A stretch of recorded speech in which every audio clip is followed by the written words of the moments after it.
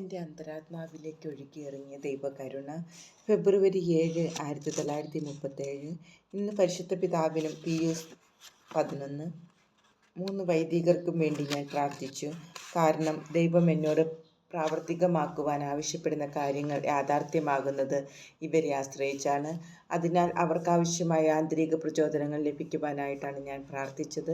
പരിശുദ്ധ പിതാവിൻ്റെ ആരോഗ്യം മെച്ചപ്പെടുന്നതിൽ ഞാൻ വളരെയധികം സന്തോഷിച്ചു. ഇന്ന് അദ്ദേഹം ദിവ്യകാരുണ്യ കോൺഗ്രസിനെ അഭിസംബോധന ചെയ്യുന്നത് ഞാൻ കേട്ടു. അരൂപിയിൽ അവിടെ സന്നിഹിതയായി ശ്ലൈകിക ആശീർവാദം ഞാൻ സ്വീകരിച്ചു. ഫെബ്രുവരി 9 വിഭൂതി ബുധൻ്റെ തലേ ദിവസം. 40 നോമ്പിന് മുമ്പുള്ള ആഘോഷ പരിപാടികളുടെ അവസാനത്തെ 2 ദിവസവും പാപത്താലും കഠിന ശിക്ഷയാലും മൂടപ്പെട്ടതുപോലെ എനിക്ക് അനുഭവപ്പെട്ടു. ഈ ദിവസങ്ങളിൽ ലോകം മുഴുവൻ ചെയ്യുന്ന പാപത്തെക്കുറിച്ചുള്ള അറിവ് ഒരു നിമിഷത്തേക്ക് ദൈവം എനിക്ക് നൽകി. ദൈവത്തിൻ്റെ അളവറ്റ കരുണയുടെ ആഴം അറിഞ്ഞിരുന്നുവെങ്കിലും ഭയത്താൽ ഞാൻ ബോധരഹിതയായി. മനുഷ്യകുലം നിലനിൽക്കുവാൻ ദൈവം അനുവദിക്കുന്നതിൽ എനിക്ക് അത്ഭുതം തോന്നി. മനുഷ്യവംശത്തെ താങ്ങി നിർത്തുന്നത് ആരാണെന്ന് ദൈവം എനിക്ക് മനസ്സിലാക്കി തന്നു. അത് അവിടുത്തെ തിരഞ്ഞെടുക്കപ്പെട്ട ആത്മാക്കളാണ്. തിരഞ്ഞെടുക്കപ്പെട്ട ഈ ആത്മാക്കളുടെ എണ്ണം പൂർത്തിയാകുമ്പോൾ ലോകം അവസാനമാകും. കഴിഞ്ഞ 2 ദിവസത്തെ വിശുദ്ധ കുർബാന സ്വീകരണം പാപ പരിഹാരത്തിനായി ഞാൻ സമർപ്പിച്ചു. ഞാൻ കർത്താവിനോട് പറഞ്ഞു, ഈശോയെ, ഞാനിന്ന് എല്ലാം പാപികളുടെ മാനസാന്തരത്തിനായി സമർപ്പിക്കുന്നു. അവിടുത്തെ നീതിയുടെ ശിക്ഷകൾ എൻ്റെ മേൽ ചൊരിഞ്ഞ് അങ്ങേ കരുണക്കടലിൽ നിർഭാഗ്യരായ പാപികളെ മുക്കിയെടുക്കണമേ. കർത്താവിൻ്റെ പ്രാർത്ഥന ശ്രവിച്ചു. അനേകം പാപികൾ ദൈവത്തെങ്കിലേക്ക് തിരിച്ചു വന്നു. ദൈവനീതിയുടെ നുകത്തിൻ്റെ കീഴിൽ ഞാൻ ഞെരിഞ്ഞമർന്നു. അത്യുന്നതനായ ദൈവത്തിൻ്റെ ക്രോധത്തിന് ഞാൻ വിഷയമായതായി എനിക്ക് അനുഭവപ്പെട്ടു. സായാഹ്നമായപ്പോൾ സഹനം അതിൻ്റെ പാരമ്യത്തിലെത്തി. ആന്തരിക പീഡയാൽ ഞാൻ അറിയാതെ തന്നെ പരിദേവനങ്ങൾ ഹൃദയത്തിൽ നിന്ന് പുറത്തു വന്നു. ഞാൻ എൻ്റെ മുറിയുടെ വാതിലടച്ച് തിരുമണിക്കൂർ ആരംഭിച്ചു. ആന്തരികമായ ഏകാന്തതയും ദൈവനീതിയുടെ അനുഭവവും അതായിരുന്നു എൻ്റെ പ്രാർത്ഥന. ആ സമയം എൻ്റെ ആത്മാവിൽ നിന്നുയർന്ന പ്രലപനവും വേദനയും ദൈവവുമായുള്ള മാധുര്യപൂർണമായ ഒരു സംഭാഷണമായി മാറി. അപ്പോൾ ഈശോ അരികിലെത്തി എന്നെ മാറോടണച്ചുകൊണ്ട് അരുളിച്ചെയ്തു, എൻ്റെ മകളെ, കരയാതിരിക്കൂ. നീ കരയുന്നത് എനിക്ക് സഹിക്കുവാൻ സാധിക്കുന്നില്ല. നീ അപേക്ഷിക്കുന്നതെല്ലാം ഞാൻ സാധിച്ചു തരും. കരച്ചിൽ നിർത്തു. വലിയ ആനന്ദത്താൽ ഞാൻ നിറഞ്ഞു. പതിവ് പോലെ എൻ്റെ അരൂപി അതിൻ്റെ ഏകാഭിലാഷമായ ഈശോയിൽ ആമഗ്നമായി. അവിടുത്തെ കരുണാർദ്രതയാൽ പ്രചോദിതയായി ഞാൻ ദീർഘസമയം ഈശോയുമായി സംഭാഷണത്തിലേർപ്പെട്ടു. ഈശോയുടെ മാധുര്യം നിറഞ്ഞ തിരുഹൃദയത്തെ തലചായ്ച്ച് ആശ്വാസം നുകർന്നുകൊണ്ട് ഞാൻ പറഞ്ഞു, എൻ്റെ ഈശോയെ, എനിക്ക് വളരെ കാര്യങ്ങൾ അങ്ങയോട് പറയുവാനുണ്ട്. വലിയ സ്നേഹത്തോടെ ഈശോ പറഞ്ഞു, എൻ്റെ മകളെ, നീ പറയൂ. അപ്പോൾ എൻ്റെ ഹൃദയവ്രതകളെല്ലാം ഞാൻ വിവരിച്ച് കേൾപ്പിച്ചു. മാനവകുലം മുഴുവനെക്കുറിച്ച് എത്രമാത്രം ആകുലചിത്തയാണെന്ന് ഞാൻ പറഞ്ഞു.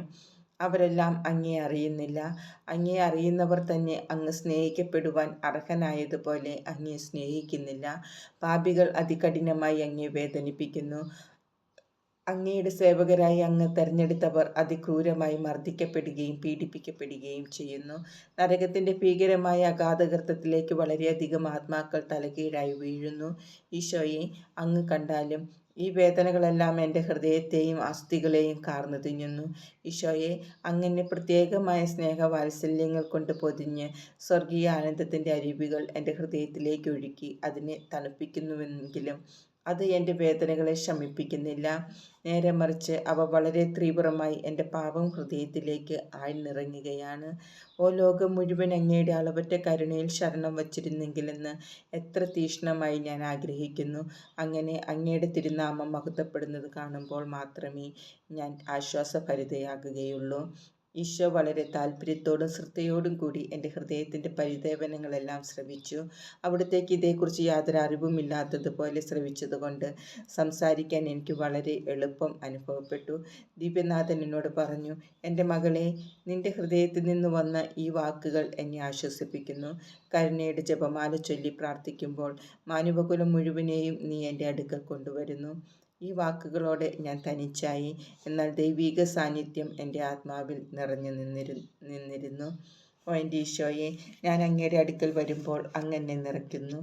അങ്ങനെ ഞാൻ പരിപൂർണ ആനന്ദത്തിൽ മുഴുകുന്നു. എങ്കിലും മനുഷ്യവംശത്തെ ഞാൻ ഒരിക്കലും മറക്കുകയില്ല. ദൈവകരുണയെ അവർ സംശയിക്കാതിരിക്കുവാൻ സ്വർഗത്തെ ആവരണം ചെയ്യുന്ന വിരികൾ മാറ്റുവാൻ ഞാൻ ആഗ്രഹിക്കുന്നു. അങ്ങയുടെ കരുണയെ പ്രഘോഷിക്കുകയാണ് എൻ്റെ ഭാഗധേയം. പരിപൂർണ ശരണത്തോടെ ദൈവകരുണയിലേക്ക് തിരിയുമ്പോൾ സൃഷ്ടികൾ തങ്ങളുടെ സൃഷ്ടാവിന് ഏറ്റവും ഉന്നതമായ മഹത്വം നൽകുന്നു. ഫെബ്രുവരി 10 ഇന്ന് വിഭൂതി ബുധനാഴ്ചയാണ്. വിശുദ്ധ കുർബാനയുടെ സമയത്ത് അല്പസമയത്തേക്ക് ഈശോയുടെ പീഡാസഹനം എൻ്റെ ശരീരത്തിൽ അനുഭവപ്പെട്ടു. നോമ്പുകാലം വൈദികർ പ്രത്യേകം പ്രവർത്തനനിരതരാകേണ്ട സമയമാണ്. ആത്മാക്കളെ രക്ഷിക്കുവാൻ നാം അവരെ സഹായിക്കണം.